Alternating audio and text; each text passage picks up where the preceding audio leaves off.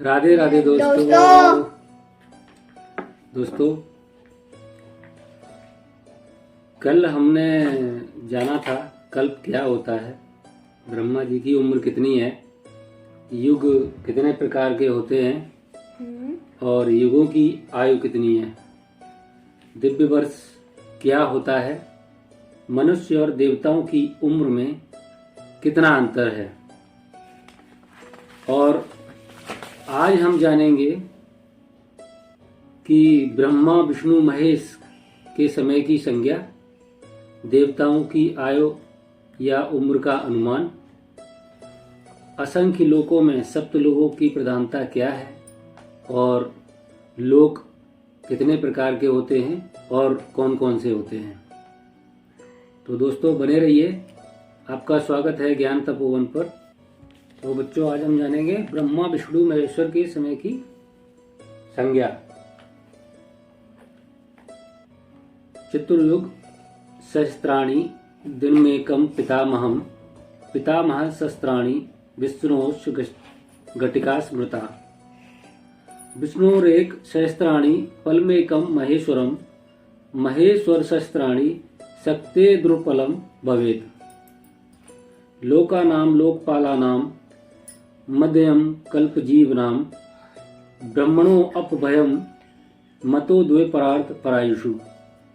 अर्थात इस प्रकार सत्य त्रेता द्वापर और कलयुग नाम के 4 युगों की एक चतुर्युगी होती है, जैसा कि हमने आपको कल बताया था, है ना। ऐसी 1000 चतुर्युगी का एक ब्रह्मा का एक दिन होता है, ठीक है ना, समझ गए थे ना। ब्रह्मा के एक दिन में सृष्टि उत्पन्न होकर रहती है और उसी हिसाब से ब्रह्मा की रात्रि में यह सृष्टि पुनः खत्म हो जाती है, लय हो जाती है। इतने बड़े ब्रह्मा के एक दिन के हिसाब से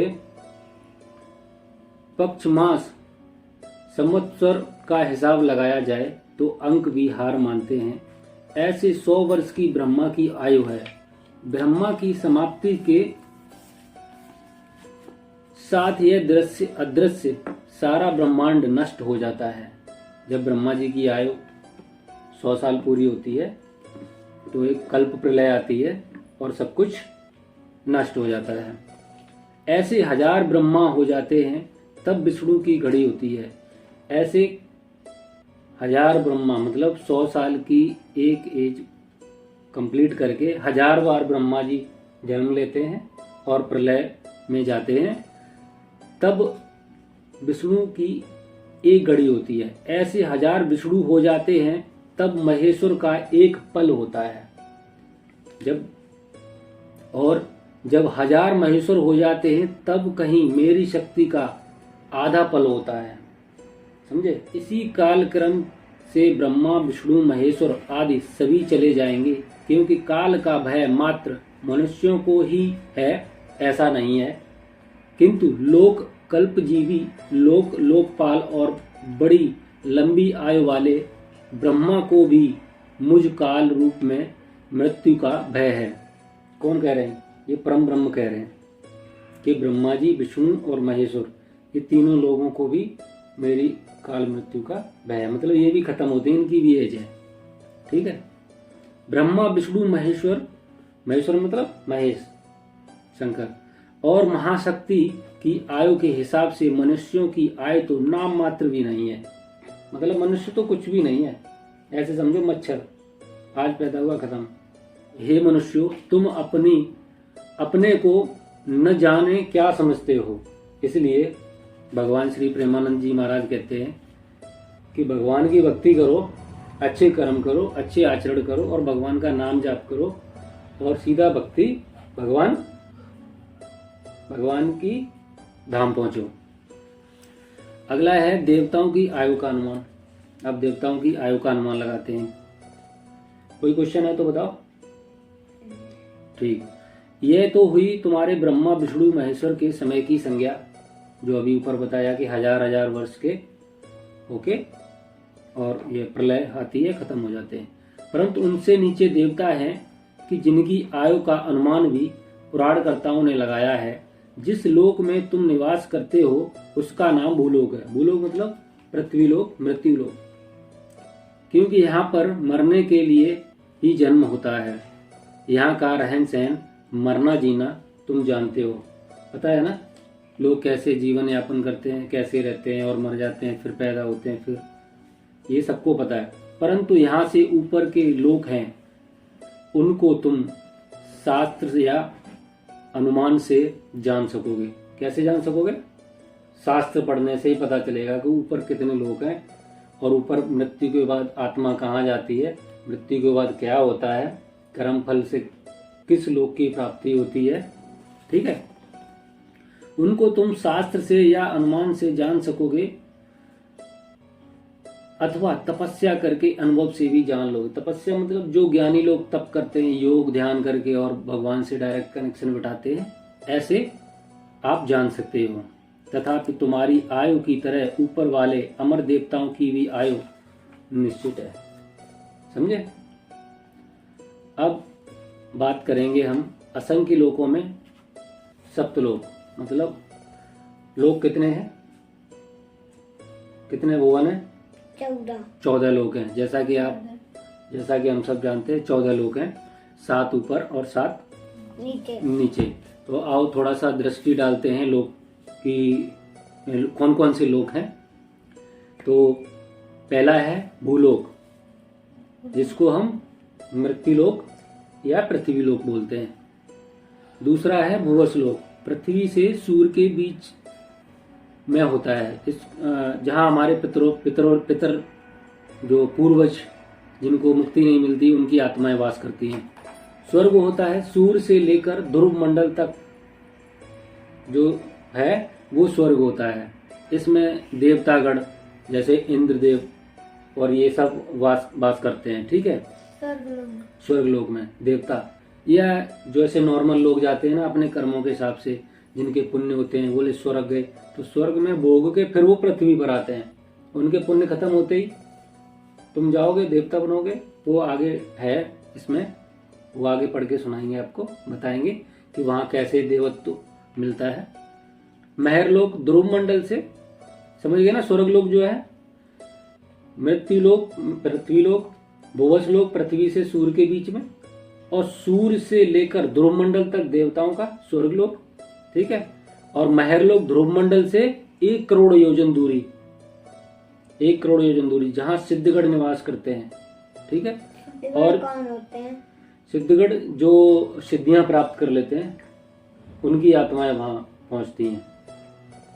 ठीक है, जनस मतलब महरलोक से 2 करोड़ योजन दूर है जनस, जहाँ सनकादिक ऋषिगढ़ वगैरह वास करते हैं, जो ऋषि मुनि जिनकी आत्माएं जाती हैं वो वास करते हैं। ठीक है, और उसके बाद आता है तपस, जनकलोक से 8 करोड़ योजन दूर है। उसके बाद है सत्यलोक, मतलब तपलोक से 12 करोड़ योजन दूर। यहाँ ब्रह्मा जी और सप्तऋषि इनका वास है, यानी कि सर्वोच्च श्रेणी के ऋषि मुनि यहाँ निवास करते हैं। इसके बाद आता है आपका विष्णुपुरी, शिवपुरी और बैकुंठ धाम, जो भक्ति योग से लोग जाते हैं, भगवान की कृपा से भगवान को चाहने वाले लोग वहां पहुंचते हैं। इसके बाद नीचे आपका क्या है? 7 लोक, अतल वितल नितल महातल सुतल पाताल रसातल और नरक वर्ग, ये सारे नीचे ही हैं, जहाँ राक्षस सर्प आदि वास करते हैं। तो ये तो थे आपके 14 लोक।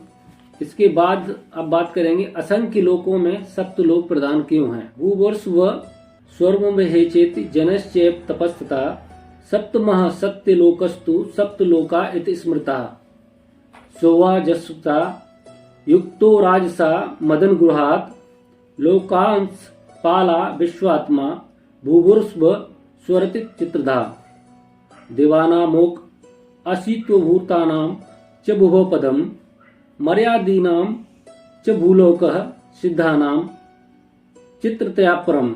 अर्थात इस दृश्य ब्रह्मांड में कोटि कोटि के लोक हैं। जैसा कि अभी आपको हमने बताया कि इस ब्रह्मांड में बहुत सारे लोक हैं। आकाश में जितने तारे हैं वे सब लोक ही हैं। उन सब लोकों में देवादि प्राणी वास करते हैं, वे भी काल पाकर समय में प्राप्त होंगे। मतलब जब उनका समय आएगा तो वो भी खत्म हो जाएंगे। ठीक है। ब्रह्मांड में जितने लोक हैं उन असंख्य लोकों में सप्तलोक जो अभी हमने आपको बताए, भू भुव स्व महर जन तप और सत्यलोक, ये 7 लोक मुख्य बताए गए हैं। 7 लोक मुख्य बताए गए हैं। सृष्टि के आरंभ में विश्वात्मा ब्रह्मा ने तपस्या की और मेरी अनुग्रह से रजोगुण द्वारा लोकपालों सहित भू भुव स्व मतलब 3 लोक, इन तीनों लोकों की रचना की एवं हर एक प्राणी के कर्मानुसार सबका वास स्थान नियत किया। स्वर्ग लोक देवताओं का निवास स्थान है, भूवर्ष लोक भूतगणों मतलब जो पितरों का के लिए है, और भूलोक मृत्युलोक वासी मतलब मनुष्य आदि प्राणियों के लिए। देखा, किसी भी लोक में मृत्यु की बात नहीं हुई, सिर्फ पृथ्वी लोक ही है जो मृत्यु लोक है। फिर भी हम सब आदि ना मोह माया काए कलेश, एक दूसरे की बुराई, एक दूसरे से जलन, इन सब चीजों के पीछे पड़े हैं। समझे? इन सब चीजों को त्याग के जो भगवत मार्ग पर चलता है ना, अपने अच्छे कर्म करता है, वो ही उच्च लोकों में जाता है। भूलोक मृत्युलोक वासी मनुष्य आदि प्राणियों के लिए है, सिद्धों के रहने के स्थान इन तीनों लोकों से ऊपर है। देखो मैंने बताया ना अभी, जो सिद्ध मतलब जो अच्छे लोग हैं उनका जो स्थान है वो स्वर्ग से भी ऊपर है। ऊपर महरलोक जनलोक तपलोक आदि हैं, है ना। तो जगत गुरु ब्रह्मा के अनुसार और नागों के लिए भूलोक से नीचे लोक बनाए गए हैं। तीनों लोकों में दृढ़ गुणात्मक कर्मानुसार सब प्राणियों की गतियां होती हैं, इसलिए हर एक प्राणी अपने अपने सात्विक राजसिक और तामसिक कर्मानुसार ऊपर मध्य और नीचे जाते हैं। मतलब कर्म के हिसाब से ऊपर के लोकों में जाते हैं और कर्म के ही हिसाब से नीचे के लोकों में जाते हैं। अच्छे कर्म करोगे ऊपर जाओगे, बुरे कर्म करोगे नीचे जाओगे। योग तप और संन्यास से महरलोक जनलोक तपलोक, देखो इसमें भी लिखा है योग तप और संन्यास से महरलोक जनलोक तपलोक और सत्यलोक आदि उत्तम लोकों की प्राप्ति होती है, परंतु भक्ति योग से मेरा परम धाम मिलता है। परम धाम है ना, वैकुंठ, भक्ति वालों को परम धाम मिलता है। इसी तरह मुझ काल रूप विधाता की प्रेरणा से यह जगत कर्म कलाप से पड़ा हुआ गुणों के वेग से कभी उछलता है और कभी डूबता है। सत्व गुण प्रधान एवं शुद्ध सत्व वाले देवादि प्राणी ऊपर के लोकों में वास करते हैं। समझे? जिनके शुद्ध आचरण, अच्छे कर्म और शुद्ध सत्व वाले मतलब देवता की प्रणाली वाले, जो अच्छे कर्म करता है वो देवता ही है। जैसे लोग नहीं बोलते यार वो तो देवता आदमी है, बहुत सीधा सज्जन अच्छा साधु आदमी है। साधु देवता ये कैसे होते? कर्मों से ही होते हैं। अच्छे कर्म करोगे तो अच्छे देवता आदि कहलाओगे। उनको और उनके लोकों को तुम अपनी स्थूल दृष्टि से नहीं देख सकते। किसी भी लोक को, पृथ्वी लोक को छोड़ के स्थूल दृष्टि मतलब ये पंच तत्वों के शरीर में रह के आप नहीं देख सकते। ऐसे ही नीचे पाताल आदि लोकों में रहने वाले असुर नाग आदि तमोगुण और घोर तमोगुण वाले प्राणियों और उनके लोकों को भी तुम नहीं देख सकते। इनको देखने के लिए ज्ञानमयी दिव्य दृष्टि चाहिए।